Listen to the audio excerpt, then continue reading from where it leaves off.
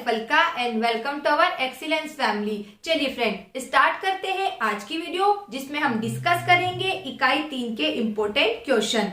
इकाई 3 है हमारी उत्पादन और लागत से संबंधित। ठीक है, इकाई 3 में हम उत्पादन और लागत के बारे में जानेंगे। तो क्या आप सभी रेडी हो? आप रेडी हो तो हमारी एक्सीलेंस टीम भी आपके साथ रेडी है, आपका पूरा सपोर्ट करने के लिए। ठीक है फ्रेंड, हम आपके लिए पूरी मेहनत करेंगे और आपको एक ही काम करना है, अपनी मेहनत को 2 गुना करना है।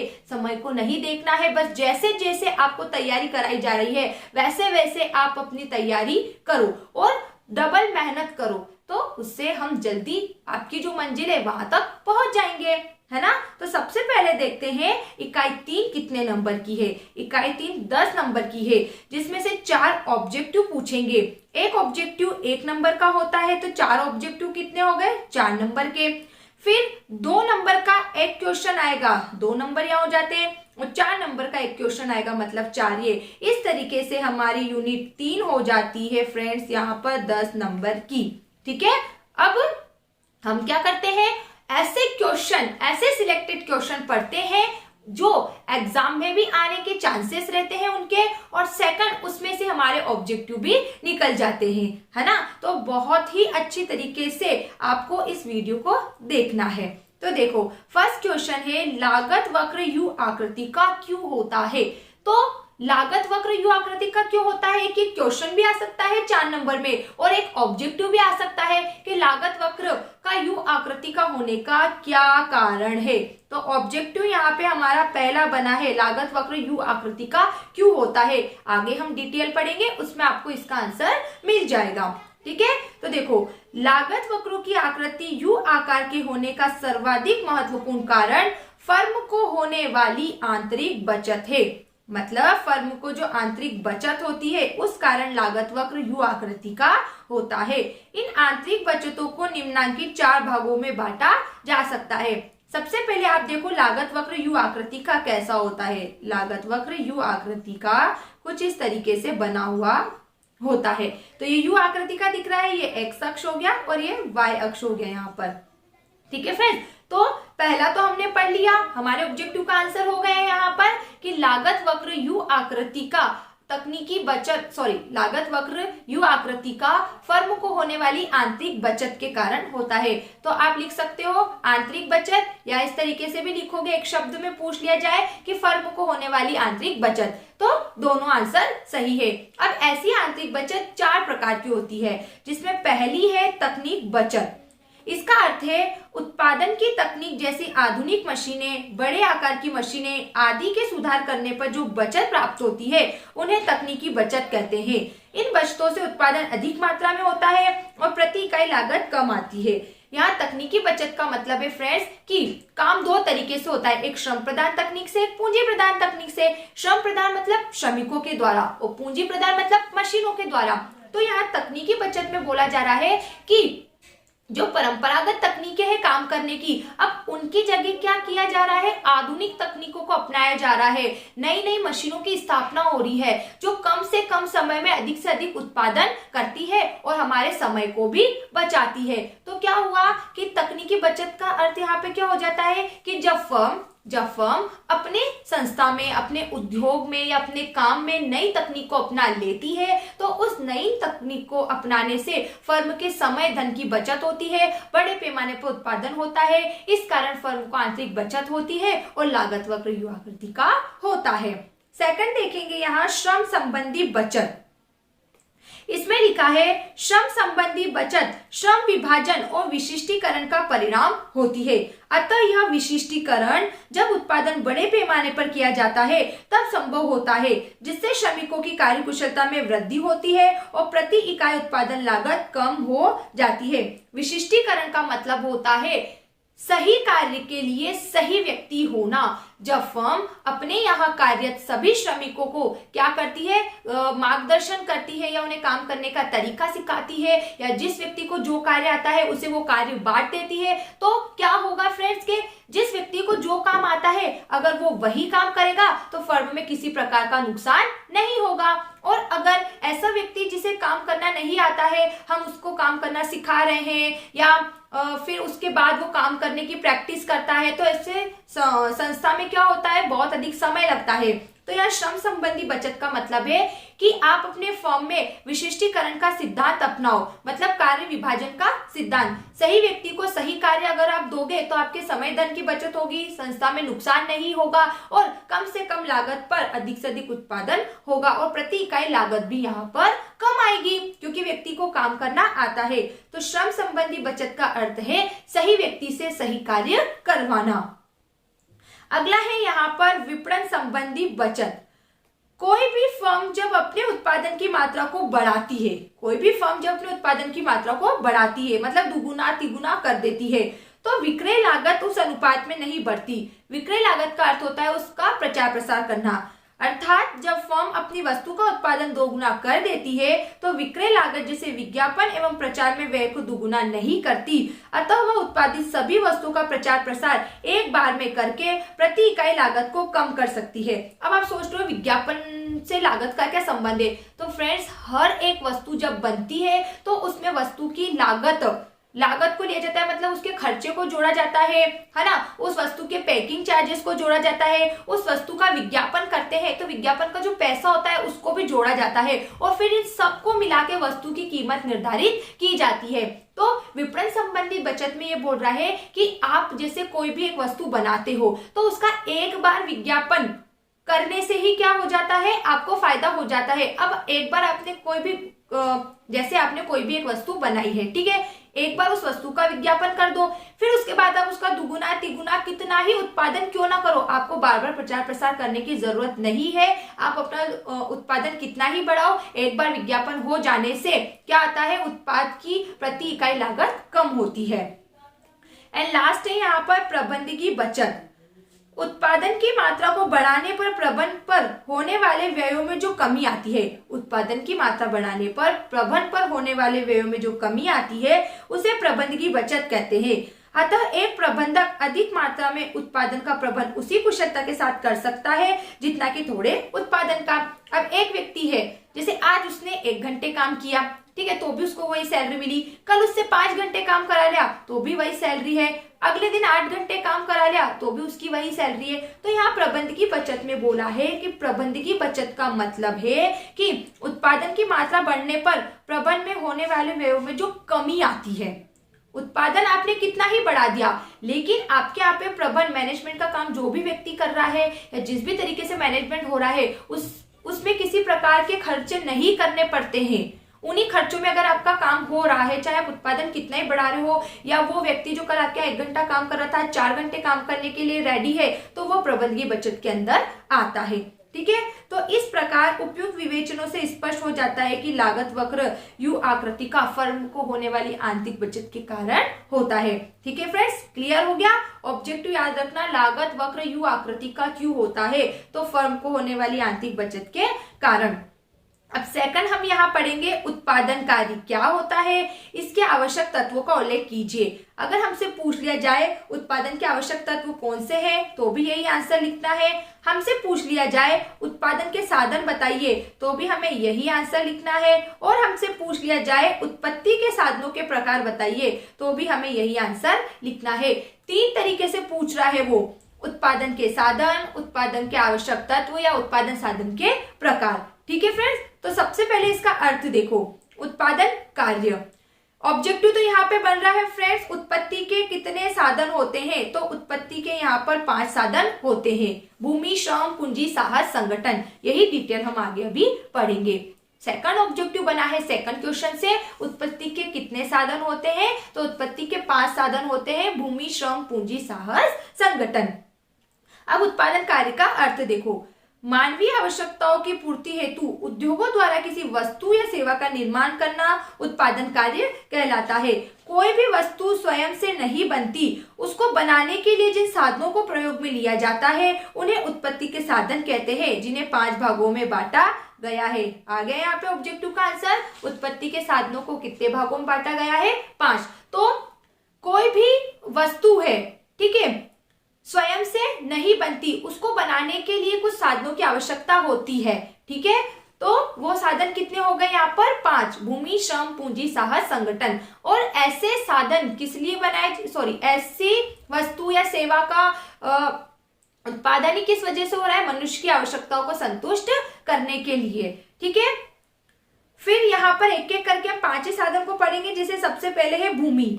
इसमें लिखा है साधारण बोलचाल की भाषा में भूमि का अर्थ जमीन की ऊपरी सतह से होता है जिस पर हम रहते हैं, किंतु अर्थशास्त्र की भाषा में भूमि का विशेष अर्थ लिया जाता है। अर्थशास्त्र में यहाँ भूमि का अर्थ होता है फ्रेंड्स उत्पादन के लिए इस भूमि को उपयोग में लाना। इसमें हम जितना भी पैसा निवेश कर रहे हैं उस निवेश से हमें क्या होना चाहिए? फायदा होना चाहिए। तो साधारण अर्थ में भूमि का मतलब होता है कि जमीन जिस पर हम रहते हैं, किंतु अर्थशास्त्र की भाषा में जमीन तो वही रहती है, लेकिन वह जमीन उपज के काम में, कारखाने में या उत्पादन में, उद्योग में, किसी काम में आनी चाहिए। हम जो पैसा लगा रहे हैं वो पैसा हमारा बढ़ना चाहिए।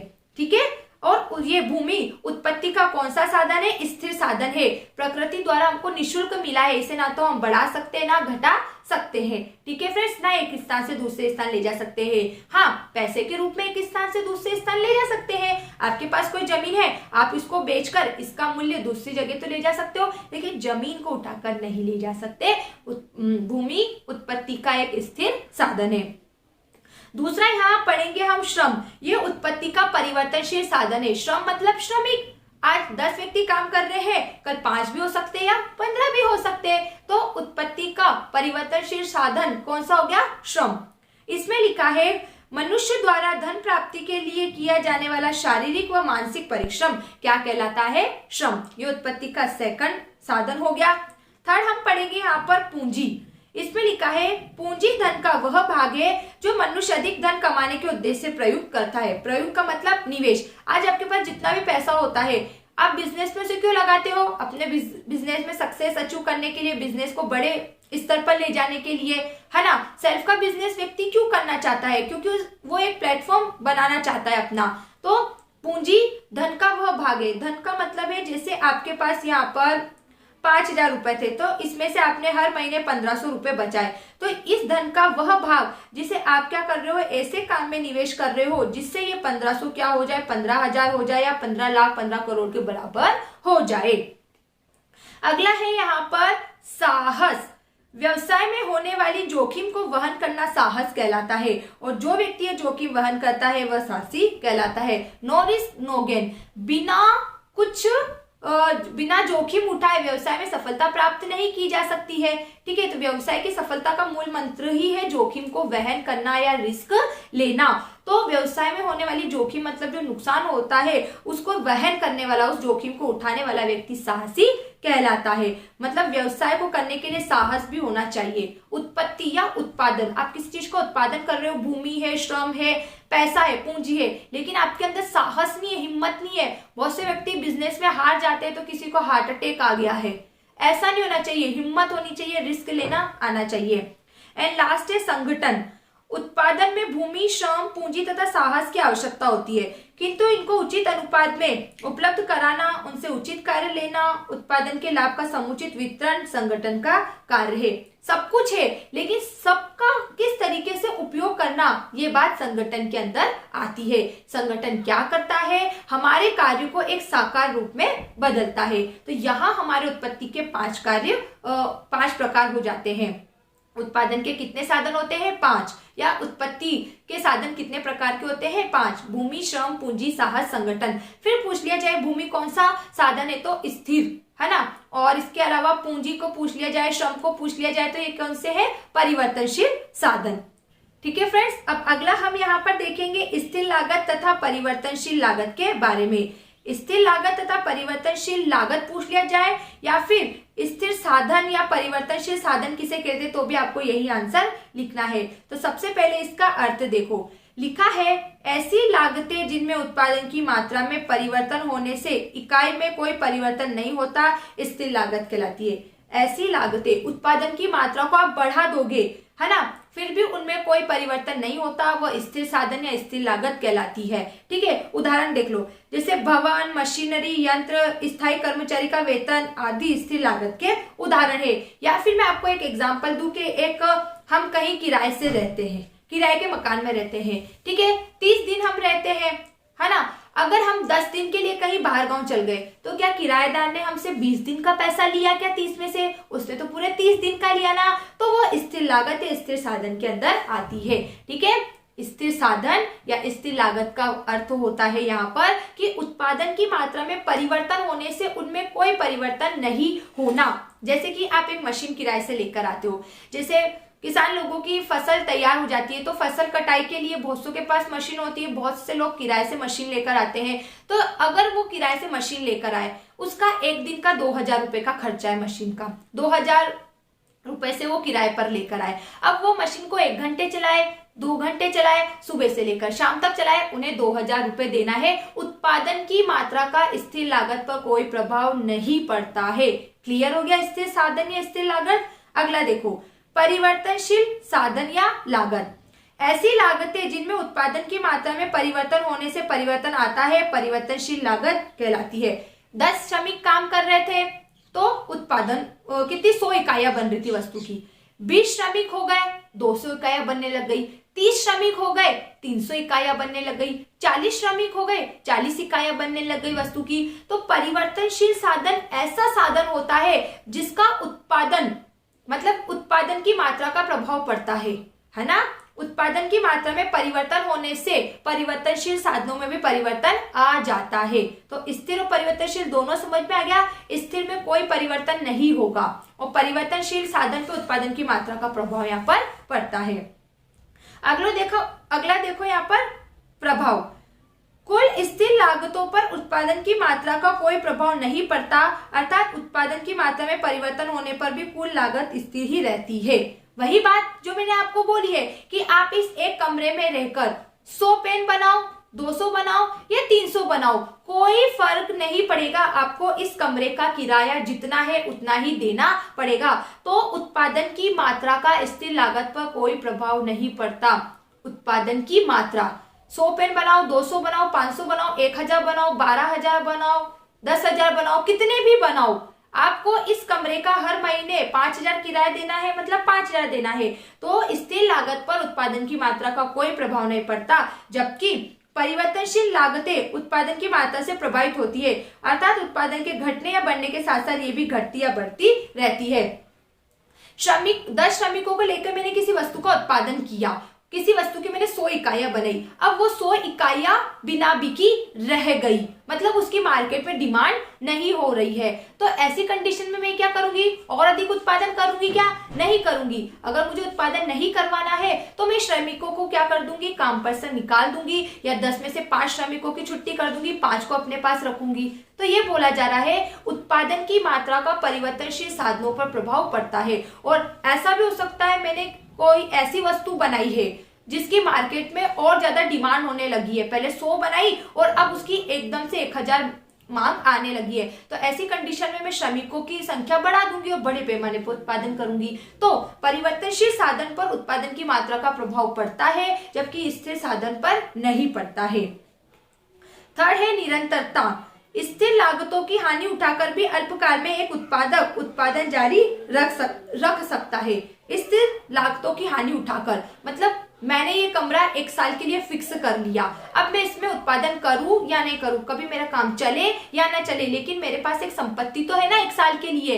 तो बोल रहा है कि स्थिर लागतों की हानि उठाकर भी अल्पकाल में उत्पादक जो होता है वो उत्पादन को जारी रख सकता है। वो क्या कर सकता है? जैसे 1 साल के लिए इस कमरे को उसने किराए से ले लिया और यहाँ रहकर वस्तु का उत्पादन करता है। वो वस्तु का उत्पादन कर रहा है लेकिन उसकी वस्तुएं नहीं बिक रही। 1 महीने में उसने कितने 10,000 वस्तुओं का 10,000 पेन बनाया, 10,000 इकाइयां बनाई किसी वस्तु की। तो दूसरे महीने में उसने 2000 बना ली, तीसरे महीने में 500 बना ली। मतलब धीरे धीरे वो काम तो कर रहा है ना, उसकी जो संपत्ति उसका फायदा तो उठा रहा है ना। जबकि एक उत्पादक तभी उत्पादक जारी रखेगा जब उसे कम से कम परिवर्तनशील लागतों के बराबर कीमत अवश्य मिले। परिवर्तनशील साधनों में ऐसा होता है कि वो जो काम कर रहा है उस काम से फायदा होते रहना चाहिए। अगर फायदा नहीं हुआ तो वो काम को बंद कर देता है, फर्म को बंद कर देता है। ठीक है, फिर अगला देखो शून्य लागत। स्थिर लागतें उत्पादन बंद कर देने पर भी शून्य नहीं होती है। आपने 1 साल के लिए कमरा लिया था, 1 महीना काम किया, उसके बाद आप चले गए तो भी क्या हुआ, आपको तो 1 साल का जो पैसा बना था 1 लाख रुपए में गिरवी रखा हो, 2 लाख में रखा हो, तो आपको देना ही है। या आप किराए के मकान में रहते हो, आप 20 दिन के लिए कहीं चल गए हो, तो भी मकान का पूरा किराया देना ही है। उसी तरीके से परिवर्तनशील लागतें उत्पादन बंद कर देने पर शून्य हो जाती है। अगर आप 10 श्रमिकों को लेकर काम कर रहे थे, अब उत्पादन कार्य बंद कर दिया है, तो 10 ही श्रमिक छुट्टी पर गए, है ना, ऐसा। और इसके उदाहरण है कच्चा माल, आकस्मिक श्रम, ईंधन, पावर, यातायात के साधन आदि परिवर्तनशील लागत के उदाहरण है। ये सब काम बंद हो जाएंगे अगर उत्पादन ही नहीं होगा।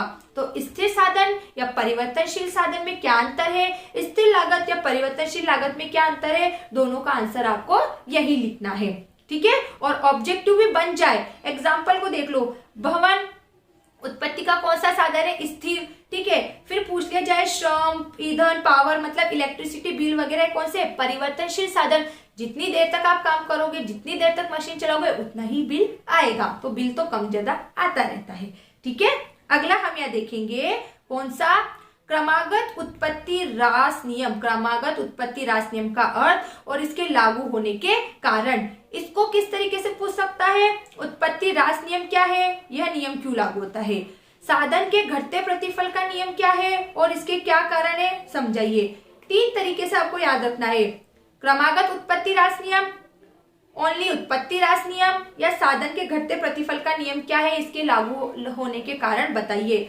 तीनों तरीके से पूछ लिया जाए तो आपको यही आंसर लिखना है। तो डिटेल देखो, क्रमागत उत्पत्ति ह्रास नियम उत्पत्ति एवं अर्थशास्त्र का महत्वपूर्ण नियम है। इस नियम के अनुसार अन्य साधनों की मात्रा को स्थिर रखकर जब किसी एक परिवर्तनशील साधन की मात्रा को बढ़ाया जाता है तो उत्पादन में वृद्धि उस साधन में की गई आनुपातिक वृद्धि से कम होती है, तो यह दशा उत्पत्ति ह्रास नियम कहलाती है। मतलब स्थिर साधनों में कोई परिवर्तन न करके परिवर्तनशील साधनों में जब हम परिवर्तन करते हैं तब उत्पादन परिवर्तनशील साधन के बराबर नहीं होता है, तो इसे घटते प्रतिफल का नियम कहते हैं। जैसे यहाँ तालिका में देखो, तालिका में इसने हमें बताया है कि पहले एक श्रमिक काम कर रहा था तो 10 इकाइयां बन रही थी वस्तु की। अब मैंने श्रमिक की संख्या 1 से 2 बढ़ा दी, काम करने वाले बढ़ाए हैं तो उत्पादन भी बढ़ना चाहिए ना। तो देखो यहाँ तो उत्पादन 10 से 9 हो गया, उत्पादन घट गया। फिर मैं श्रमिकों की संख्या को बढ़ाती जा रही हूँ तो उत्पादन क्या हो रहा है, घटता जा रहा है। मतलब जब हम परिवर्तनशील साधन में वृद्धि करते हैं, स्थिर साधन में कोई परिवर्तन नहीं करते, भूमि में किसी प्रकार का परिवर्तन नहीं, परिवर्तनशील साधन में, स्थिर साधन में कोई परिवर्तन न करके परिवर्तनशील साधनों में परिवर्तन करना मतलब उनको बढ़ाना या घटाना। तो यहाँ पर हम परिवर्तनशील साधनों में परिवर्तन कर रहे हैं लेकिन उत्पादन उस अनुपात में नहीं बढ़ रहा है, उत्पादन घट रहा है, तो इसे घटते प्रतिफल का नियम कहते हैं, जिसे हमने एक तालिका से पढ़ा है कि यहाँ श्रम परिवर्तनशील साधन है, श्रम की मात्रा हमने बढ़ाई 1 2 3 4 5, 1 से 2, 2 से 3, 3 से 4, 4 से 5 की, लेकिन हमारा उत्पादन 10 9 8 6 4 घटता ही गया। तो ये सीमांत उत्पादन हो गया। अब सीमांत उत्पादन से कुल उत्पादन कैसे निकलता है, यहाँ पे 10 है तो 10 के ऊपर 0 लो, है ना, इसके ऊपर 0 मान लो तो कितना आ जाएगा यहाँ पर, ये देखो 10 आ गया। फिर 10 में 9 को प्लस किया 19, 19 में 8 को प्लस किया 27, 27 में 6 को प्लस किया 33 और 33 में 4 को प्लस किया 37। तो सीमांत लागत को प्लस करने पर हमारी कुल उत्पादन आ जाती है। और औसत उत्पादन आता है कुल उत्पादन में इकाइयों का श्रम की मात्रा या उत्पादित इकाइयां जो भी होती है उसका भाग देने पर। तो 10 में हम 1 का भाग लगाएंगे 10, फिर 19 में 2 का भाग लगाओ, ये 19 में आप 2 का भाग लगाओ, कितना आ जाएगा, 2 9 18, 1 बच जाएगा तो 2 पंजे 10, तो 9.5। तो इस तरीके से इस कुल उत्पादन में श्रम की मात्रा का भाग देने पर यहाँ हमारा औसत उत्पादन आ जाता है। तो देखो क्या लिखा है इसमें, उपयुक्त तालिका से स्पष्ट है जैसे जैसे श्रम की इकाई में वृद्धि की जा रही है कुल औसत तथा सीमांत उत्पादन घटते जा रहे हैं, अर्थात उत्पादन घटती हुई दर से यहाँ पर बढ़ रहा है, ठीक है। और ये देखो यहाँ पे ये जो चित्र बना हुआ है इसमें हमने क्या लिया, एवरेज प्रोडक्ट और मार्जिनल प्रोडक्ट, मतलब कि हमने यहाँ औसत उत्पाद और सीमांत उत्पाद को लिया है। तो यहाँ देखो फ्रेंड्स, मैंने यहाँ पे श्रम की इकाइयां ले ली 1 2 3 4 5 और यहाँ औसत तो सीमांत उत्पादन ले लिया। अधिकतम संख्या क्या है इसकी 10 और न्यूनतम हो रही है 4 से। तो 4 से 10 तक के आंकड़े तो नहीं लिख सकते, 2 4 6 8 10 ही लिखेंगे और इसके आधार पर चित्र बना लिया। जब श्रम की इकाई 1 है तो सीमांत उत्पादन कितना है 10, तो ये 10 बन गया। और पहले सीमांत का बना लेते हैं। जब 2 इकाइयां होती है तो सीमांत उत्पादन कितना हो रहा है यहाँ पर 9, तो 10 और 8 के बीच में यहाँ पर 9 पे डॉट लग जाएगा। फिर 3 इकाइयों पर कितना हो रहा है सीमांत उत्पाद 8, तो ये 8, ये देखो ये सीधा सा ये 8 हो जाएगा यहाँ पे। सॉरी, मैंने ये वाला एवरेज प्रॉफिट का यहाँ पर बता दिया, जबकि ये इस तरीके का बन रहा है। फिर है यहाँ पर 6, 4 पर 6, तो ये 6 वाला बिंदु आ गया और 4 लास्ट में, ये 4 यहाँ पे इस तरीके से आएगा, तो ये ऐसे बन जाएगा हमारा यहाँ पर MP। ठीक है, आपका भी कुछ इस तरीके से बनेगा। कुल मिला के ये हमारा इस तरीके से ही बनेगा गिरता हुआ, क्योंकि ये घटता हुआ है ना, ह्रास हो रहा है, तो ये ऐसा बनेगा मार्जिनल प्रोडक्ट और एवरेज प्रोडक्ट। और इसी तरीके से आप AP बना सकते हो। एवरेज प्रोडक्ट का स्टार्टिंग में 10 है, फिर 9.5 है, तो 8 के बाद यहाँ पे 9 आएगा, फिर ये 9 मानेगा, तो 9 के ऊपर 5 और अपन को काउंट करना है और इस तरीके से डॉट बना के चित्र बनाना है। ठीक है, अब हम पढ़ेंगे इसके लागू होने के कारण। तो इसके लागू होने के 4 कारण बताए हैं। पहला बताया है उत्पत्ति के साधन पूर्णतः स्थानापन्न नहीं होते। स्थानापन्न का मतलब होता है एक दूसरे के स्थान पर प्रयुक्त नहीं किए जा सकते हैं। ठीक है, श्रीमती जॉन्स रॉबिन्सन के मतानुसार उत्पादन के विभिन्न साधनों को परस्पर स्थानापन्न नहीं किया जा सकता। प्रत्येक साधन का अपना अलग महत्व होता है, मतलब एक के स्थान पर दूसरे को प्रयोग नहीं किया जा सकता है। जैसे एक श्रमिक है, उसको जो काम आता है वो वही करेगा, उसको दूसरा काम नहीं आता है तो कैसे करेगा, है ना। सेकंड, साधनों की सीमितता। प्रोफेसर चैपमैन के अनुसार उत्पत्ति के साधन कैसे होते हैं, सीमित, कम मात्रा में है। ठीक है, तभी तो हमारे यहाँ इतनी समस्या आती है। हमारे पास उत्पत्ति के साधन तो है लेकिन सारे सीमित मात्रा में, जिस कारण हमारे यहाँ केंद्रीय समस्या, जैसे क्या उत्पादन किया जाए, कैसे किया जाए, किस तरीके से किया जाए, ये समस्या उत्पन्न होती है। उन्हें आवश्यकता अनुसार घटाया बढ़ाया नहीं जा सकता, अतः साधनों के सीमित होने के कारण यह नियम लागू होता है। पहला, उत्पत्ति के साधनों को एक दूसरे के स्थान पर प्रयोग नहीं कर सकते। दूसरा, साधन सीमित मात्रा में है। तीसरा, अनुकूलतम बिंदु के बाद क्रियाशील। जहां उत्पादन साधनों की लागत के बराबर होता है, उसके पश्चात साधनों की इकाइयां बढ़ाई जाती है, जिससे संतुलन बिगड़ जाता है और उपज घटने लगती है, अतः यह नियम क्रियाशील होता है। यह नियम लागू होने का क्या कारण बताया है, जहां उत्पादन के साधन की लागत बराबर हो जाती है, उसके पश्चात साधनों की इकाई अगर बढ़ाई जाती है तो संतुलन क्या हो गया, बिगड़ गया और उपज घटने लगी, अतः यह नियम क्रियाशील हुआ। जैसे जैसे हमने श्रमिकों की इकाइयां यहाँ तालिका में बढ़ाई थी, जैसे जैसे श्रमिकों की इकाइयां बढ़ाई थी वैसे वैसे उत्पादन क्या होने लगा, कम होने लगा। तो सीमांत उपयोगिता ह्रास नियम कब लागू हो रहा है, उत्पादन के साधनों को बढ़ाने पर उस अनुपात में वृद्धि नहीं होती है जिस अनुपात में साधन बढ़ाए जाते हैं, तो वहां सीमांत उपयोगिता ह्रास नियम नहीं, क्रमागत उत्पत्ति ह्रास नियम लागू होता है। एंड लास्ट है यहाँ पर साधनों की अविभाज्यता। उत्पत्ति के कुछ साधन अविभाज्य होते हैं, मतलब जिनको बांटे नहीं जा सकते, अर्थात उन्हें छोटी छोटी इकाइयों में विभाजित नहीं किया जा सकता। जैसे एक श्रमिक है और संस्था में 5 कार्य है, तो क्या इस श्रमिक को आप 5 टुकड़ों में बांट सकते हो क्या, कि इसका एक एक हिस्सा 5 कार्य में लग जाए, नहीं ना। तो इस कारण भी यहाँ उत्पत्ति ह्रास नियम लागू होता है। तो उत्पत्ति ह्रास नियम लागू होने के 4 कारण है, साधनों का स्थानापन्न नहीं, साधनों की सीमितता, एक बिंदु के बाद उनका क्रियाशील होना और साधनों की अविभाज्यता। ठीक है, इसी तरीके से अगला क्वेश्चन हम यहाँ पर पढ़ेंगे, सीमांत उत्पाद तथा कुल उत्पाद के बीच संबंध। और ये क्वेश्चन हमसे इस तरीके से भी पूछ सकता है, सीमांत उपयोगिता और कुल उपयोगिता में संबंध। आपके माइंड में क्वेश्चन आया कि सीमांत उपयोगिता और कुल उपयोगिता तो इकाई 2 में है, तो बिल्कुल सही पहचान रहे हो आप। तो सीमांत उपयोगिता और कुल उपयोगिता दोनों में जिस तरीके का संबंध है वही संबंध सीमांत उत्पाद और कुल उत्पाद में होता है, इसलिए मैंने इसको सेकंड यूनिट में नहीं समझाया। तो आपको सीमांत उत्पाद कुल उत्पाद करके पूछे या सीमांत उपयोगिता कुल उपयोगिता करके पूछे, यही आंसर लिखना है। तो देखो क्या लिखा है, सीमांत उपयोगिता तथा कुल उपयोगिता में निम्न तालिका के आधार पर संबंध बताए जा सकते हैं। तालिका के आधार पर संबंध समझने हैं। तो इसलिए सबसे पहले यहाँ पर तालिका देखेंगे। देखो पहले इसने लिखा है, क्या लिखा, जब सीमांत उपयोगिता धनात्मक होती है तब कुल उपयोगिता भी बढ़ती है। जब सीमांत उपयोगिता धनात्मक है, 50 है, कुल उपयोगिता भी 50 है। सेकंड, जब सीमांत उपयोगिता घटती है तो कुल उपयोगिता घटते दर से बढ़ती है। सीमांत उपयोगिता घट रही है 50 से 40, 40 से 30, 30 से 20, 20 से 10। कुल उपयोगिता बढ़ रही है 50 से 90, 90 से 120, 120 से 140, 140 से 150।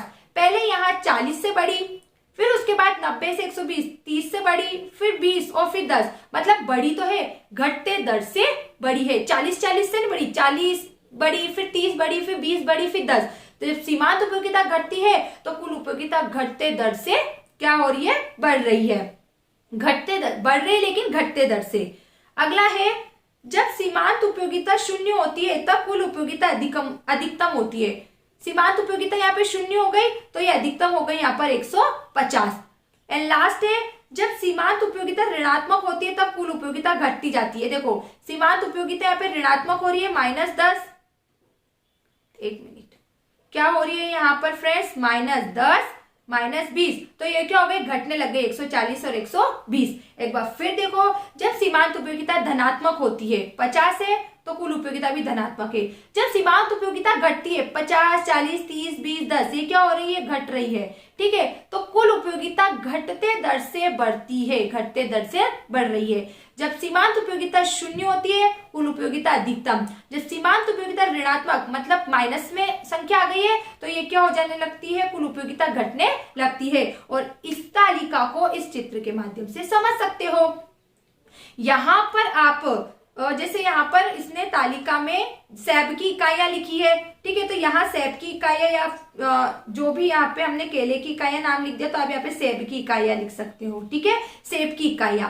यहाँ पे जिस भी चीज का आप नाम लिखते हो, मैंगो, एप्पल वगैरह, तो वही आपको यहाँ पर नाम लिखना है। तो यहाँ पर एक्स अक्ष हो गया और ये वाई अक्ष हो गया, तो यहाँ पर सेब की इकाइयां आ जाएगी।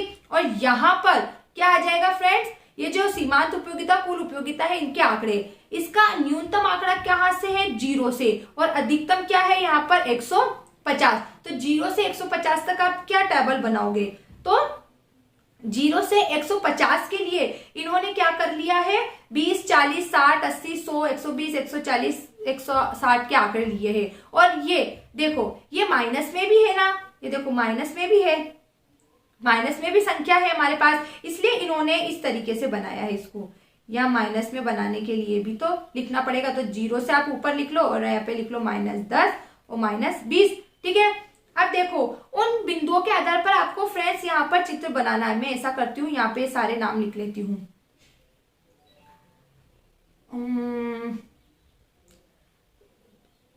50, 40, 30, 20, 10, 0, -10 और -20 में यहाँ पर लिख लेती हूँ। ठीक है, और इनका टोटल कर लेते हैं, यहाँ पे 50 कर लेते हैं, यहाँ पे 90 कर लेते हैं, फिर 120 हो जाएगा, 140 हो जाएगा, 150 हो जाएगा, फिर 150, फिर 140, 150 से -10 गए 140, 140 से -20 गए 120। मतलब इसमें 0 प्लस करेंगे तो 50, 50 में 40 करेंगे 90, फिर 90 में 30 प्लस करेंगे 120। तो इस तरीके से यहाँ पर कुल उपयोगिता आई है।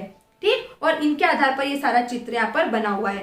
तो सबसे पहले अगर आप कुल उपयोगिता का बनाओगे तो एक इकाई पर कुल उपयोगिता पहले कितनी है, यहाँ पर देखो 50 है, तो ये 60 है, तो देखो 40 के ऊपर यहाँ पे 50 आएगा और फिर 60 है, तो देखो एक बिंदु इन्होंने यहाँ पे बना लिया। फिर आ रहा है 90, तो 90 यहाँ पे कहाँ आएगा, 80 और यहाँ पे बीच आएगा 90। ये कुछ किताब से मैंने इसको प्रिंट किया है, खुद ड्रॉ नहीं किया है, तो इस वजह से डॉट ऊपर नीचे है। फिर उसके बाद 120 आ रहा है, तो 120 ये रहा, तो ये यहाँ पे आना चाहिए। फिर 140 आ रहा है, तो 140 का ये बिंदु हो गया। फिर 150, तो 140 और 160 के बीच में ये हो गया।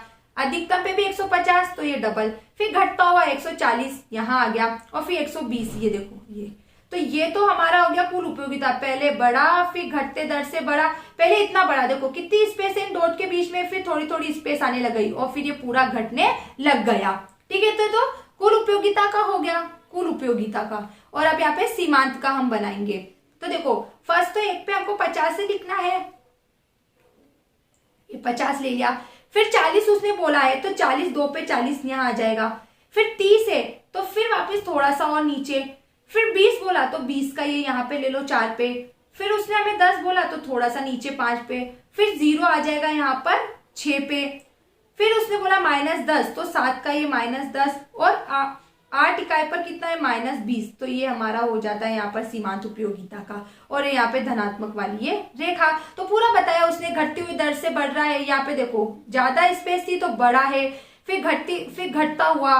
फिर यहाँ पे उसने उपयोगिता बता दी है, 50 से लेकर 10 तक उसे धनात्मक उपयोगिता मिली, यहाँ पर शून्य उपयोगिता, यहाँ पर ऋणात्मक उपयोगिता। तो वही नाम इसने यहाँ पर लिखे हैं। ये देखो ऋणात्मक उपयोगिता है, ये दोनों ऋणात्मक, ये शून्य उपयोगिता 6 पे, ये 0 पे था, ठीक है। और ये धनात्मक उपयोगिता यहाँ से यहाँ तक। मतलब सीमांत उपयोगिता के 3 रूप होते हैं ना।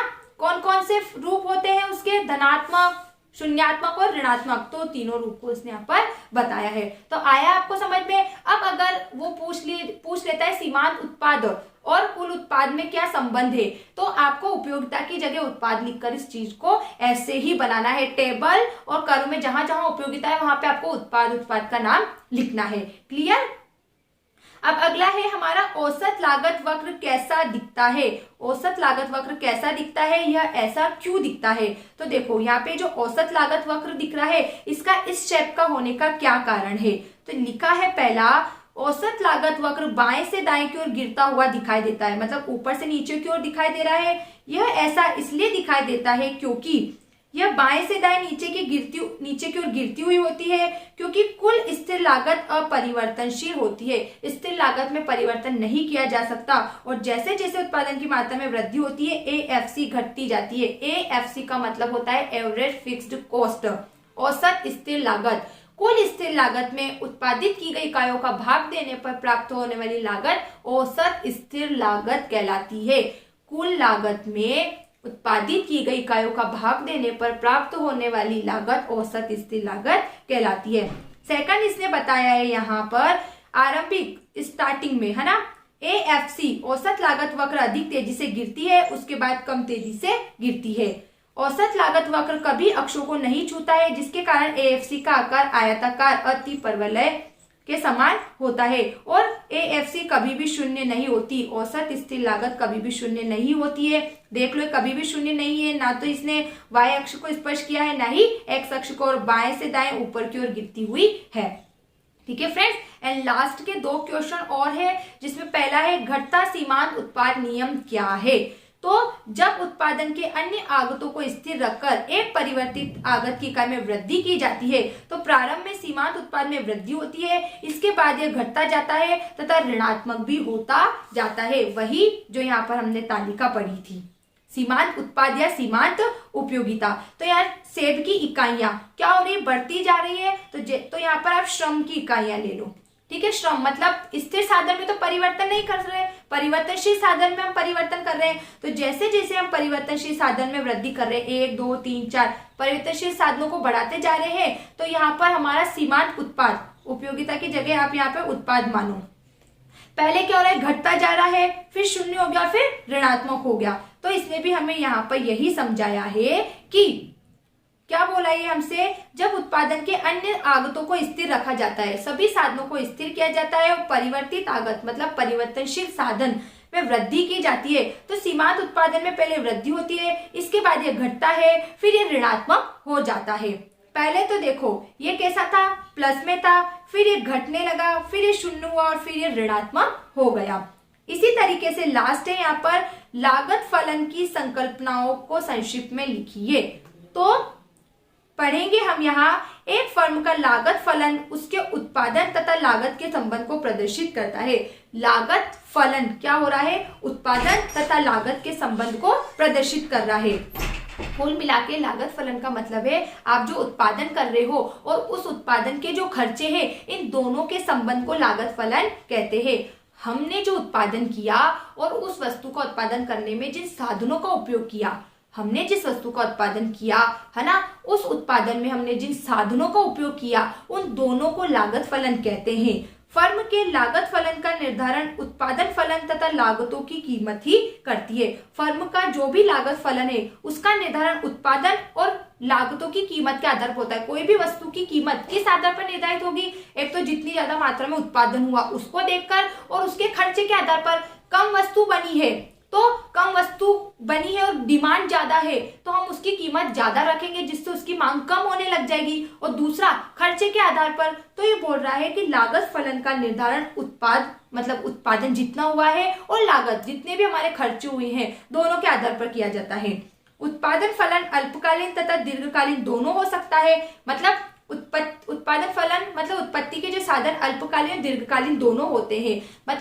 कम समय, अल्पकालीन कम समय में उपयोग किए जाने वाले साधन, और दीर्घकालीन होता है अधिक समय के लिए उपयोग किए जाने साधन। जैसे श्रमिक है, अल्पकाल में भी काम आ सकते हैं, श्रमिक को हम घटा बढ़ा भी सकते हैं, और भूमि दीर्घकाल तक हमारे साथ रहती है।